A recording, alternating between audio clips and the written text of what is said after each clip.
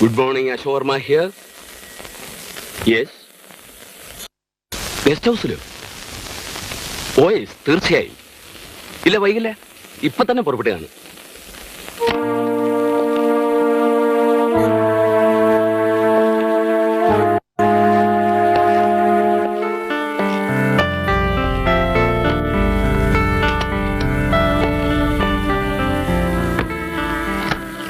Night patrolling സജീവമായിരുന്നു. Boat jetty വരെ വന്നൊരു കാറ് പോലീസിനെ കണ്ട് തിരിഞ്ഞോടി. ചേസിംഗിനിടയിൽ നമ്മുടെ ജീപ്പ് കേടായി. എന്നിട്ട് സിറ്റി ലിമിറ്റ്സിലൊക്കെ കാവലുള്ളതുകൊണ്ട് കടന്നു കളഞ്ഞിട്ടില്ല എന്നുള്ളത് ഉറപ്പാണ്. ഹോം മിനിസ്റ്റർ ഗസ്റ്റ് ഹൗസ് വന്നിട്ടുണ്ട്. പിയെ ഫോൺ ചെയ്തിരുന്നു. കേസ് അന്വേഷിക്കാനല്ല, അധികൃതരോട് വിശദീകരിക്കാനാ കൂടുതൽ സമയം വേണ്ടത്. ഒന്നും തലയിൽ കയറിയുമില്ല. പണ്ട് ജാഥ വിളിച്ചു നടന്നതിന്റെ ഓർമ്മയാ. കുറ്റവാളികളെ പിടിക്കണമെന്ന് എപ്പോഴും മുദ്രാവാക്യം വിളിച്ചോണ്ടിരിക്കും. ആ, പെട്ടെന്ന് വരാൻ നോക്കാം. ഇൻസ്പെക്ടർ കൂടെ ഉണ്ടാവും. സർ. വരുന്ന 2-3 ദിവസങ്ങൾ ചിലപ്പോൾ വളരെ നിർണായകമായിരിക്കും. I know it sir.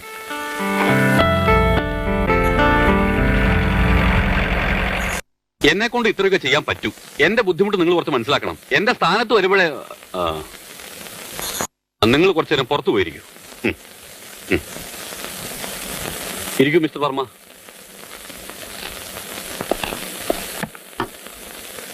കേസിന്റെ സങ്കീർണത ഞാൻ മനസ്സിലാക്കാനായിട്ടല്ല. ഒരാളെങ്കിലും അറസ്റ്റ് ചെയ്യാൻ സാധിച്ചിരുന്നെങ്കിൽ അസംബ്ലിയിൽ എനിക്ക് പിടിച്ചു നിൽക്കാമായിരുന്നു. കർമ്മോന്മുഖനായ ഒരു കസ്റ്റംസ് ഓഫീസർ, അന്വേഷണം ഏറ്റെടുത്തൊരു പോലീസ് ഉദ്യോഗസ്ഥൻ. കൊല്ലപ്പെട്ടത് വെറും വേളാങ്കുലികളല്ല സർ. വ്യക്തമായ കെണികൾ ഒരുക്കാതെ ഒരാളെ അറസ്റ്റ് ചെയ്യുന്നതിൽ അർത്ഥമില്ല. നിങ്ങൾ കെണി ഒരുക്കി വരുമ്പോഴേക്കും മന്ത്രിസഭ താഴെ പോവും. മിസ്റ്റർ വർമ്മ, 5-6 പേരെ സംശയമുണ്ട്, 1-2 പേരെ അറസ്റ്റ് ചെയ്തു എന്നൊക്കെ പത്രത്തിൽ ഇടയ്ക്കിടയ്ക്ക് വന്നുകൊണ്ടിരിക്കണം. അല്ലെങ്കിൽ പിന്നെ എന്ത് കേസ് അന്വേഷണം? സർ, വല്ലവരെയും ചെന്ന് അറസ്റ്റ് ചെയ്യാൻ പറ്റുമോ? കേസുമായിട്ട് ബന്ധപ്പെട്ട ഒരാളെയല്ല, എല്ലാവരെയും ഒന്നിച്ചു കൂട്ടാനാ എന്റെ ശ്രമം. 2-3 ദിവസത്തിനകം അത് നടക്കുന്ന എന്റെ വിശ്വാസം. അതുപോരാ, നാളെ വീണ്ടും അസംബ്ലി കൂടുകയാണ്. 24 മണിക്കൂറിനകം എന്തെങ്കിലും നടന്നേ പറ്റൂ. സാർ, അത് നിങ്ങൾക്ക് തൽക്കാലം പോവാം.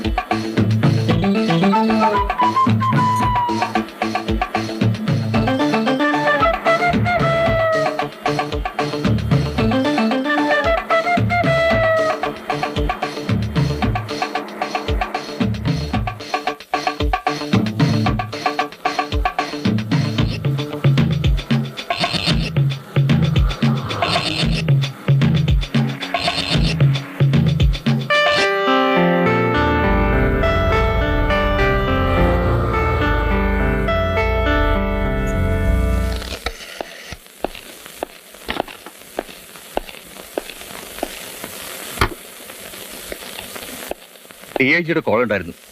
അവിചാരിതമായി ഫോണിൽ കിട്ടിയ ക്രോസ് ടോക്കിൽ നിന്ന് കള്ളക്കടത്തുകാർ പരിഭ്രാന്തരാണെന്ന് മനസ്സിലായത്രേ. സാറിനെ പറ്റിയുള്ള ചില പരാമർശങ്ങൾ കേൾക്കുകയുണ്ടായി എന്നും പറഞ്ഞു. എന്നിട്ട് ഫോൺ നമ്പർ ട്രേസ് ചെയ്തു. സെക്കൻഡ് ഗേറ്റിനടുത്തുള്ള പബ്ലിക് ബൂത്ത് ആയിരുന്നു. സാറിനോട് ശ്രദ്ധിച്ചിരിക്കാൻ DIG പറഞ്ഞു. കുഴപ്പമില്ല. എന്റെ അന്വേഷണം ശരിയായ വഴിക്കാണ് നീങ്ങുന്നതെന്ന് എനിക്കിപ്പോ കൂടുതൽ ബോധ്യമായി. അതാണ് അവർക്ക് ഈ പരിഭ്രാന്തി. നമ്മുടെ കടൽ തീരത്ത് ഇറക്കപ്പെട്ട സ്വർണ്ണപ്പെട്ടികൾ നഗരം വിട്ടു പോയിട്ടില്ല. ആ പെട്ടിക്ക് കാവലിരിക്കുന്നവർ തന്നെയാണ് കൊലയാളികൾ. അവരെത്രത്തോളം ശക്തരാണെന്ന് നമുക്കറിയില്ല. ഒരുപക്ഷെ നല്ലൊരു ഏറ്റുമുട്ടൽ വേണ്ടി വന്നേക്കും. ചിലപ്പോ നാളെ തന്നെ.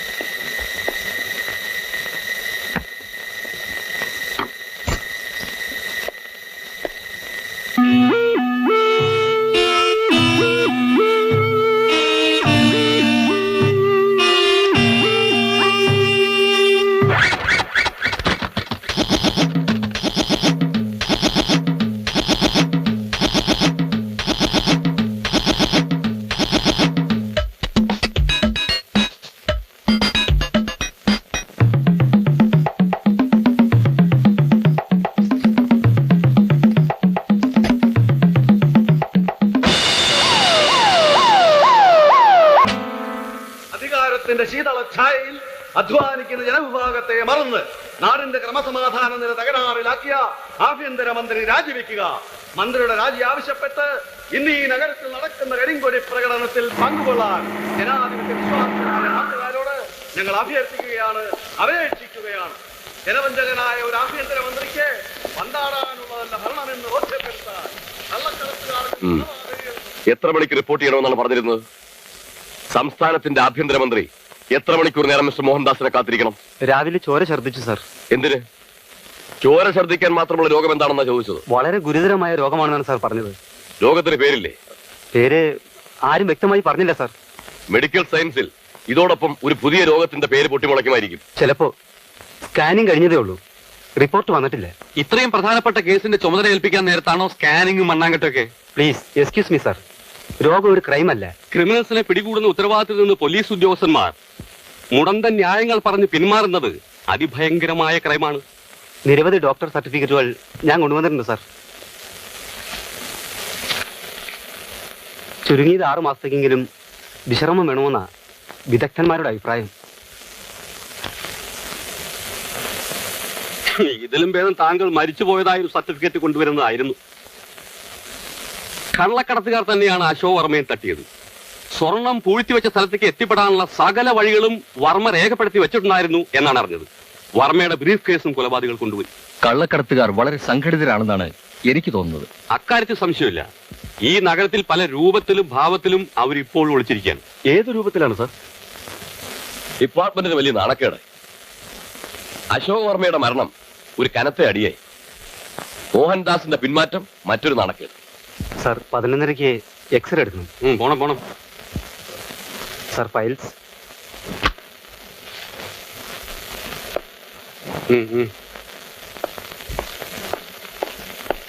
IG തന്നെ ഒരു തീരുമാനം എടുക്കണം. മിസ്റ്റർ സുരേന്ദ്രൻ ഈ കേസ് ധീരമായി ഏറ്റെടുക്കുമെന്ന് ഞാൻ പ്രത്യാശിക്കുന്നു. സാർ അത് വേറൊരു സന്ദർഭത്തിലായിരുന്നെങ്കിൽ വളരെ സന്തോഷത്തോടെ ഞാൻ ഏറ്റെടുക്കുമായിരുന്നു. എന്ന് വെച്ചാൽ? സാർ എന്റെ വിവാഹം കഴിഞ്ഞിട്ട് 7 വർഷമായി. ഒരുപാട് നേർച്ചകൾ നേർന്നു. അടുത്ത മാസം ഞാൻ എൻ്റെ അച്ഛനാവാൻ പോവുക. അതുകൊണ്ട് ഞാൻ ലീവ് എടുക്കാൻ ഉദ്ദേശിക്കുന്നു. അതും ഇതും തമ്മിലെന്ത് ബന്ധം? ഒന്നെനിക്ക് മനസ്സിലായി. കള്ളക്കടത്തുകാരേക്കാൾ സംഘടിതരായിട്ടാണ് നിങ്ങളുടെയൊക്കെ നീക്കം. ഞങ്ങളെ താഴെ ഇറക്കാനുള്ള പ്രതിപക്ഷത്തിന്റെ ഗൂഢാലോചനയ്ക്ക് നിങ്ങളൊക്കെ കൂട്ടുനിൽക്കാണ്. ഒരു കാര്യം ഞാൻ പറഞ്ഞേക്കാം, ഈ കേസുകളൊക്കെ തെളിയിച്ചാലും ഇല്ലെങ്കിലും 5 വർഷം തികച്ചും ഞങ്ങൾ ഭരിക്കും. ഞാൻ അപ്പോഴേ പറഞ്ഞതാ, ആഭ്യന്തരം വേണ്ട, ഒന്നും വേണ്ടാന്ന്. ഈ സാരി കൊള്ളാമോ? ഈ കളർ എനിക്ക് മാച്ച് ചെയ്യുന്നുണ്ടോ? ഒന്ന് പറയുന്നേ. നീ ഒന്ന് പോണ്ടോ അപ്പുറത്ത്? മനുഷ്യ ഇവിടെ തീയില്ല. ദേ, അസംബ്ലി കാണിക്കുന്നവരുള്ള അഭ്യാസം ഒന്നും എന്റെ അടുത്ത് എടുക്കരുത്. മന്ത്രി അതിന് ശേഷമുള്ള മാറ്റമൊക്കെ ഞാൻ കാണുന്നുണ്ട്. ഇലക്ഷന് നിന്നിരുന്നപ്പോ നിങ്ങളുടെ പാർട്ടിക്കാരില്ല എന്റെ അച്ഛനെ കാശുവാരി എറിഞ്ഞത്. നീ എനിക്ക് സ്വൈരം തരില്ല അല്ലേ? ഈ കേസിന് തുമ്പുണ്ടാക്കിയിട്ടില്ലെങ്കിൽ ഏത് നിമിഷത്തിലെ അധികാരം വിട്ട് ഇറങ്ങേണ്ടി വരികയെന്നറിയില്ല. അധികാരം വിട്ടിറങ്ങാനോ? എന്ന് വെച്ച 6 മാസം കൊണ്ട് മന്ത്രിയുടെ ഭാര്യയായി ഞാൻ മുൻമന്ത്രിയുടെ ഭാര്യയായി മാറുമെന്നോ? ദേ, ഇങ്ങനെ അറമ്പറ്റെന്ന് വർത്താനൊന്നും പറയാതെ. അല്ലെങ്കിൽ തന്നെ ഓരോരുത്തർക്ക് അസൂയ വന്ന് നിറഞ്ഞു നിൽക്കുന്ന സമയം. നിന്നെയും കൊണ്ട് ഇങ്ങനത്തെ സ്ഥലങ്ങളിലേക്ക് നടക്കണം എന്നെ വേണം തല്ലാൻ. സൂക്ഷിച്ച് സംസാരിക്കണം. മന്ത്രിയാണെന്നൊന്നും ഞാൻ നോക്കില്ല. അധികാരത്തിന്റെ ശീതള ഛായയിൽ അധ്വാനിക്കുന്ന ജനവിഭാഗത്തെ മറന്ന് നാടിന്റെ ക്രമസമാധാന നില തകരാറിലാക്കിയ ആഭ്യന്തരമന്ത്രി രാജിവെക്കുക. മന്ത്രിയുടെ രാജി ആവശ്യപ്പെട്ട് ഇന്ന് ഈ നഗരത്തിൽ നടക്കുന്ന കരിങ്കൊടി പ്രകടനത്തിൽ പങ്കുകൊള്ളാൻ ജനാധിപത്യ വിശ്വാസികളായ നാട്ടുകാരോട് ഞങ്ങൾ അഭ്യർത്ഥിക്കുകയാണ്, അപേക്ഷിക്കുകയാണ്. ജനവഞ്ചകനായ ഒരു പ്രതിപക്ഷം ജനങ്ങളെ ആകെ ഇളക്കി മറിക്കുകയാണ്. ആഭ്യന്തരമന്ത്രി രാജിവെക്കണം, ആഭ്യന്തരമന്ത്രി രാജിവെക്കണം. മന്ത്രി രാജിവെച്ചാൽ ഇവിടെ ക്രമസമാധാനം വരൂ. കുറ്റവാളികളെ പിടികിട്ടാതെ ഞാൻ എന്ത് ചെയ്യും? വർമ്മയുടെ മരണം കൂടി ആയപ്പോ പോലീസ് ഉദ്യോഗസ്ഥന്മാർ ആകെ ഭയന്നിരിക്കുകയാണ്.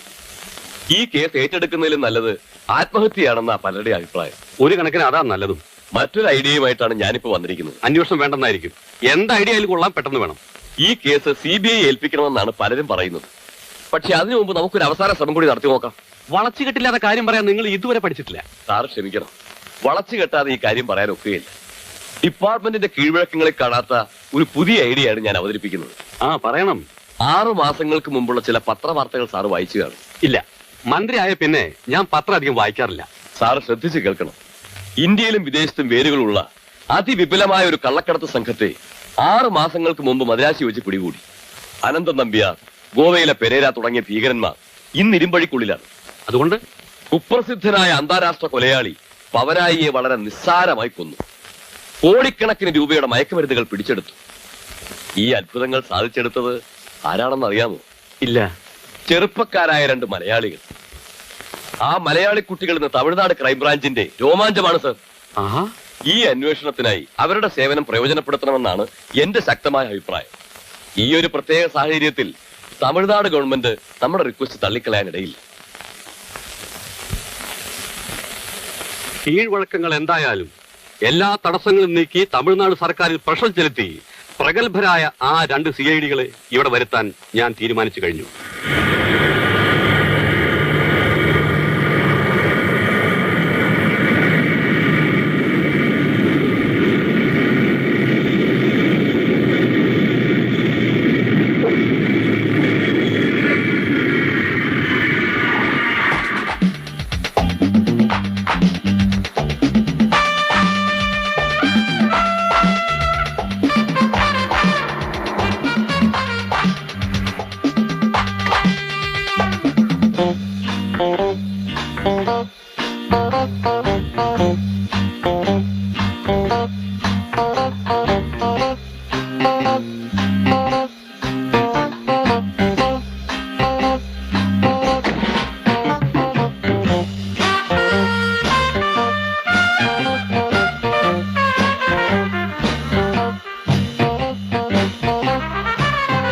വരൂ സാർ.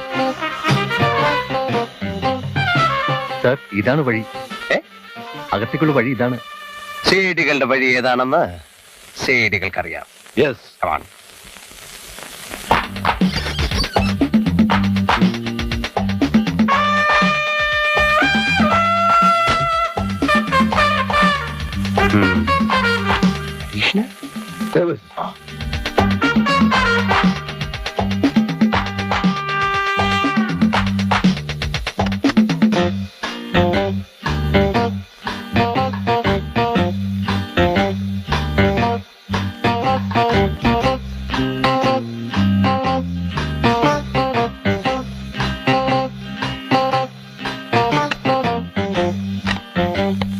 ഇവിടെ ഒരു ഭീകരാവസ്ഥയൊന്നും ഇല്ലെന്ന് IG പ്രത്യേകം പറയാൻ പറഞ്ഞു. ഏതവസ്ഥയും ഞങ്ങൾക്കൊരുപോലെയാണെന്ന് അദ്ദേഹം അറിഞ്ഞു കാണില്ല.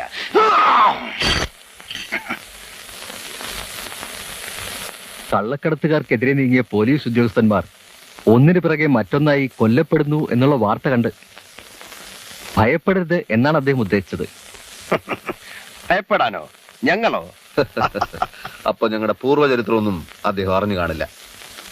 തമിഴ്നാട്ടിലെ അധോലോകം നടുങ്ങിയ വാർത്തയൊന്നും ഇവിടുത്തെ പത്രങ്ങളിൽ വന്നിട്ടില്ലേ? അതൊക്കെ വന്നിട്ടുണ്ട് സാർ. എന്നിട്ടാണോ ഞങ്ങളോട് ഭയപ്പെടരുത് എന്ന് അദ്ദേഹം പറയുന്നത്? ആരെ ഭയപ്പെടാൻ?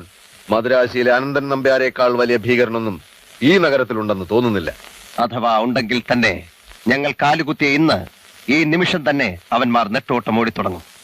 കള്ളക്കടത്തുകാരും കൊലപാതകികളും ഇനി അവന്മാരുടെ തല പുറത്ത് കാണിക്കില്ല. ഞങ്ങൾ എത്രമാത്രം തന്ത്രശാലികളും സൂത്രശാലികളുമാണെന്ന് നിങ്ങൾക്കറിയില്ലായിരിക്കാം, പക്ഷെ അവർക്കറിയാം.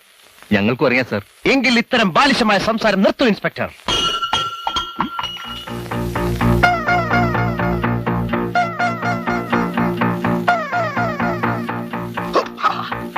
അനങ്ങിപ്പോകരുത്, എല്ലാവരും ഹാൻഡ്സം. സാർ, നിങ്ങൾ പോലീസ് ഉദ്യോഗസ്ഥന്മാരായിരിക്കാം, പക്ഷെ ഈ പ്രശ്നത്തിൽ ഇടപെടാൻ ഞങ്ങൾ സമ്മതിക്കില്ല. Go back. Go back. Arrest him. I say arrest him. ഇയാളെ നിങ്ങൾക്ക് ഭക്ഷണം ഉണ്ടാക്കാൻ നിർത്തിയാണ് സാർ. ഈ വീട് നിങ്ങൾക്ക് താമസിക്കാൻ. അപ്പൊ ഈ വീട്ടിലല്ലേ കൊല നടന്നിട്ടുള്ളത്? അല്ല. എങ്കിലാദ്യം ഞങ്ങളെ വീട്ടിലേക്ക് കൊണ്ടുപോകൂ.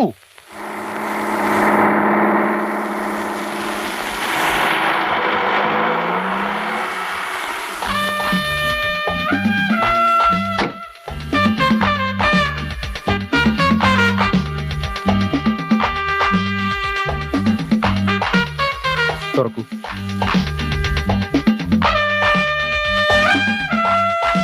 രണ്ട് നിലയുള്ള വീടാണല്ലേ? അതെ സാർ. പുറകുവശത്ത് വാതിലുണ്ടോ? ഉണ്ട് സാർ. ഈ വീടിന് എത്ര കൊല്ലത്തെ പഴക്കം കാണും? അത് കൃത്യമായി അറിയില്ല സാർ. അതറിയില്ലേ? അറിയണം. വീടിന്റെ പഴക്കവും കൊലയും തമ്മിൽ എന്താണ് ബന്ധം എന്നല്ലേ? അതിലൊക്കെ ചില കാര്യങ്ങളുണ്ട്. ഈ സംഭവം നടന്ന എത്ര മണിക്കാണ്? രാത്രി ഒരു 11 കാണുമെന്നാണ് ഡോക്ടർമാരുടെ അഭിപ്രായം. അകത്ത് ബോഡി കിടന്ന സ്ഥലം മാർക്ക് ചെയ്തിട്ടുണ്ട് സാർ. കമാൺ.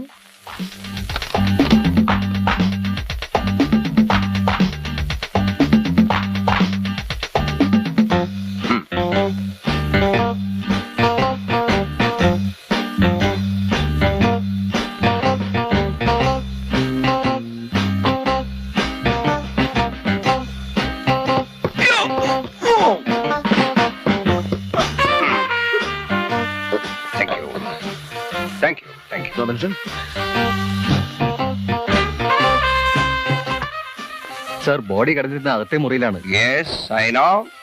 കമാൺ. സാർ അത് ബോഡി മാർക്ക് ചെയ്ത സ്ഥലമാണ്. ക്രോസ്.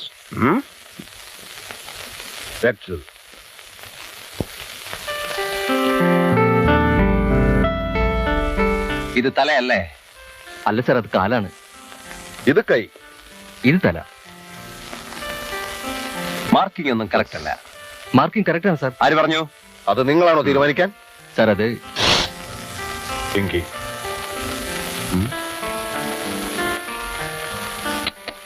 കോൺസ്റ്റബിൾ ഡയറി എടുക്കൂ.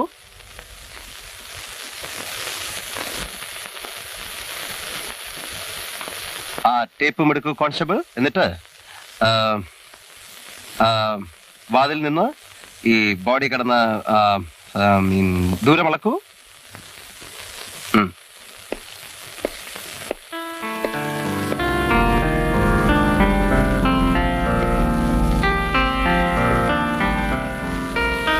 എത്രയുണ്ട്? ഒരു 3-3.5 അടി വരും. ഓ, ആ ഡയറിയിൽ രേഖപ്പെടുത്തു. കൊലപാതകയുടെ ഷർട്ടിൽ നിന്ന് അടർന്നു വീണ ഒരു ബട്ടൺ കിട്ടിയിട്ടുണ്ട് സാർ. അതുകൊണ്ട് അതൊരു തുമ്പാണല്ലോ. അത് തുമ്പാണോ തുമ്പിയാണോ എന്ന് ഞങ്ങൾ തീരുമാനിക്കും. ബട്ടൺ പോലും. ഒരേ തരത്തിലുള്ള എത്രയോ ലക്ഷം ബട്ടണുകൾ വിപണിയിൽ ഇറക്കുന്നുണ്ട്. ഈ ഒരു ബട്ടൺ നോക്കി കൊലയാളിയെ നിങ്ങൾ എങ്ങനെ കണ്ടുപിടിക്കും മിസ്റ്റർ? ഫൂളിഷ്നെസ്. കോൺസ്റ്റബിൾ, തല മുതൽ കാല് വരെയുള്ള നീളം എത്രയാണെന്ന് അളക്കൂ. അതിനു മുമ്പ് ഒരു നിമിഷം ഒന്ന് വരും. Okay, excuse me. എന്താ? മനുഷ്യനെ താഴ്ത്തിക്കിട്ടുന്ന സ്വഭാവം പണ്ടേ നിന്റെ രക്തത്തിലുള്ളതാണ്. കോൺസ്റ്റബിൾ എന്നുള്ള വിളി എനിക്ക് തീരെ പിടിക്കുന്നില്ല. തമിഴ്നാട് ക്രൈം ബ്രാഞ്ചിൽ നീ കോൺസ്റ്റബിളും ഞാൻ ഇൻസ്പെക്ടറുമാണ്. അവിടെ ഇവിടെ അത് കൊട്ടിഘോഷിക്കേണ്ട ആവശ്യമില്ല. ഉള്ള കാര്യം തുറന്ന് പറയുന്ന ആരെയും പേടിക്കണ്ട. നിന്റെ ഈ കോംപ്ലക്സ് മരിച്ചാലും മാറില്ലടാ. ബികോം ഫസ്റ്റ് ക്ലാസ്സിൽ പാസ്സായ ഞാനും പ്രീ ഡിഗ്രി തോറ്റ നീ മുരിക്കനും തുല്യരാകില്ല. എടാ, CID-യിൽ BCom CID, pre degree CID എന്നൊന്നുമില്ല. എല്ലാം CID തന്നെ. ആവർത്തിച്ചാൽ ഞാൻ മഹാ തറയാകും. ഇനി എന്തോ തറയാകാൻ? നീ തറയാണ്. Duty first. വാതിൽപ്പടിയിൽ കൊലപാതകയുടെ നിന്ന് സംശയിക്കുന്ന രക്തക്കറ ഉണ്ടായിരുന്നു. അത് മറ്റൊരു തുമ്പാണ് സാർ. രക്തം പരിശോധിക്കാൻ ഫോറൻസിക് ലാബിലേക്ക് അയച്ചിട്ടുണ്ട്. അയച്ചോളൂ. പക്ഷെ ഞങ്ങൾക്ക് അതിന്റെ ആവശ്യമില്ല. തുമ്പുണ്ടാക്കാനും കേസ് തെളിയിക്കാനും ഞങ്ങൾക്ക് സ്റ്റേറ്റ് പോലീസിന്റെ സഹായം ആവശ്യമില്ല. നിങ്ങളെ കൊണ്ട് സാധിക്കാഞ്ഞിട്ടാണല്ലോ ഞങ്ങളെ വരുത്തിയത്. സാർ, ഞങ്ങളാൽ കഴിയുന്ന സഹായം. നോ, ഞങ്ങൾ ചില നിർദ്ദേശങ്ങൾ തരും, അതനുസരിച്ചാൽ മതി. ആദ്യമായിട്ട് മിസ്റ്റർ മരിച്ചാലിന്റെ പേരെന്താണ്? അശോക് വർമ്മ. അശോക് വർമ്മയ്ക്ക് മരിക്കുമ്പോൾ എത്ര തൂക്കം ഉണ്ടായിരുന്നു? വെയിറ്റ്? അത് ഒരു 70-72. ഊഹം പറ്റില്ല, കൃത്യമായ വെയിറ്റ് വേണം. എന്നിട്ട് അതേ വെയിറ്റിലുള്ള ഒരു ഡമ്മി ഉണ്ടാക്കണം. ആ ഡമ്മി ഞങ്ങൾ മുകളിൽ നിന്ന് താഴേക്കിടും. സാർ, കുത്തേറ്റാണ് വർമ്മ മരിച്ചത്. അപ്പൊ ഡമ്മി? അതൊന്നും നിങ്ങൾ അറിയണ്ട. എങ്ങനെ മരിച്ചാലും ഞങ്ങൾ ഡമ്മി ഇട്ട് നോക്കും. അതാണ് ഞങ്ങളുടെ ഇപ്പോഴത്തെ രീതി. ഡമ്മി ഒന്ന് പോരാ, 2 ആയിക്കോട്ടെ. അതെന്തിനാ? ഒന്ന് ചത്തയാൾ, മറ്റത് കൊന്നയാൾ. ഓ, അങ്ങനെ ആയിക്കോട്ടെ കോൺസ്റ്റബിൾ. സോറി, ശരി മിസ്റ്റർ വിജയൻ. പിന്നെ മരിച്ചാളിന്റെ കുറച്ച് ഫോട്ടോസ് വേണം. കൊന്നയാളുടെ ഫോട്ടോ ഉണ്ടെങ്കിൽ അത്. കൊലയാളി ആരാണെന്ന് അന്വേഷിക്കാനല്ലേ CID നമ്മൾ വന്നത്? അല്ല, ശരിയാണ്. പക്ഷെ ഫോട്ടോ ഉണ്ടെങ്കിൽ കുറച്ചുകൂടെ എളുപ്പമുണ്ടല്ലോ. ഓക്കെ, തൽക്കാലം നമുക്ക് പോകാം. കമാൺ.